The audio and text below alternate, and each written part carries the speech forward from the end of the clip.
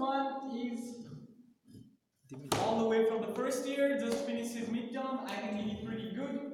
He will tell you the topics today. It's surprising, I hope. So let's welcome Dmitriy. Tsaplya. Hello guys, very good to see you today. And first I want to ask you a very simple question. When last time you feel lonely? When last time you have no one to sit next in canteen? When last time nobody replied to your messages in Telegram?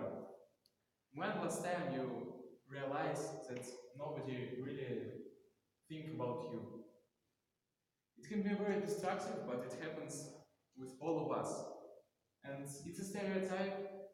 Sometimes people think that only asocial ones can be lonely, but it's false. We are living in a most connected era of human society, but nevertheless, statistics say that more than 46% of humanity feels lonely very often. And sometimes it's not very bad. Actually, you can stay alone and nothing bad in this. But sometimes it can be very destructive. You can feel sad and you can even have a mental pain. And let's think why loneliness hurts. Scientists sometimes compare loneliness with hunger. In the first glance, there's nothing common, but let's analyze a bit. Hunger is a feeling when your organism is in lack of food. And your organism tells your conscious, hey buddy, go and find some supplies. Or what? Or I will give you some discomfort. And if you won't do what I ask, I'll raise level of this discomfort. So that hunger works. When you are hungry, you are feeling not good. And we're trying to get rid of discomfort as soon as possible, and that's how we survive. But what about loneliness? Loneliness is a social hunger. It's a hunger for talking to other people, for sharing views, for being together. But why, for what, human organism needs this thing? And the answer is just evolution. Let's dig a bit deeper in the history of humanity. It started not in ancient Egypt, not in ancient Greece or Rome.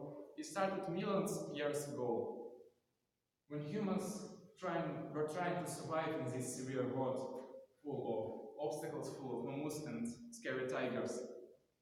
Human was very weak. Yeah, they were endurant, but not more, and they were very weak in comparison with all these predators. They were trying to eat them, but the only chance for humans to survive is together. Together in tribes, around 1 to 150 person, and do something together. Men were hunting and women were trying to collect berries and fruits in forests. They cook together, they live together, they sleep together, and they move around to find more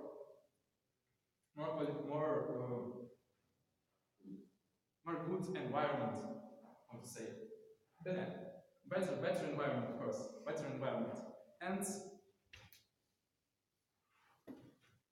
they won't survive if they won't work together. So being excluded from your tribe is maybe the same as being dead, because it's likely that you were eaten by some predator or you will get lost in the forest and die. So that's why brain introduced a brand new mechanism to force you to socialize. And this thing we know as loneliness. When you are lonely, you have this destructive feeling that something goes wrong. And this thing came to us from our ancestors. They were trying just to survive, and this scheme worked for a really long period. All traditional economy based on this. Peasants were living in communes, in the groups. They were doing work together. They were doing physical work that requires group efforts. But things have changed a lot in the last 100 years. Job that we are having now is different. It requires more intellectual effort than physical efforts. And because of this, culture became more person-oriented. And nowadays, we are not really in need of this social hunger. And that's because problem occurs.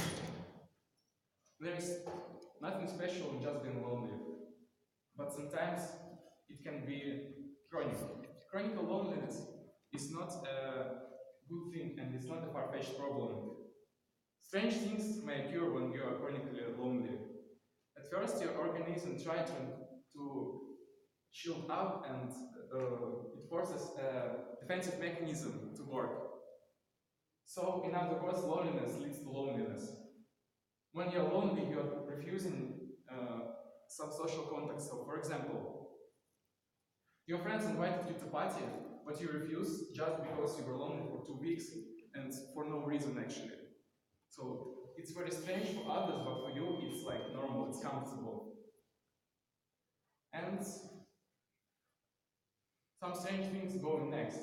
You are trying to substitute neutral emotions with bad emotions.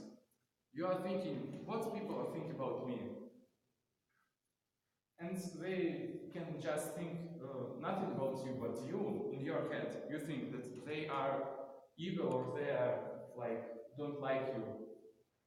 This misleading is because of chronic loneliness. And why I'm telling all this to you? I want to tell that chronic loneliness isn't just a normal thing.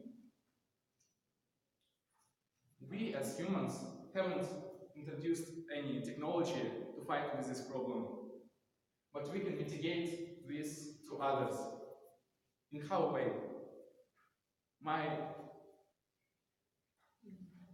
very small task for you is to write a short message to somebody you haven't written for a while. And today, just today, write to somebody you haven't written for a day, for a week.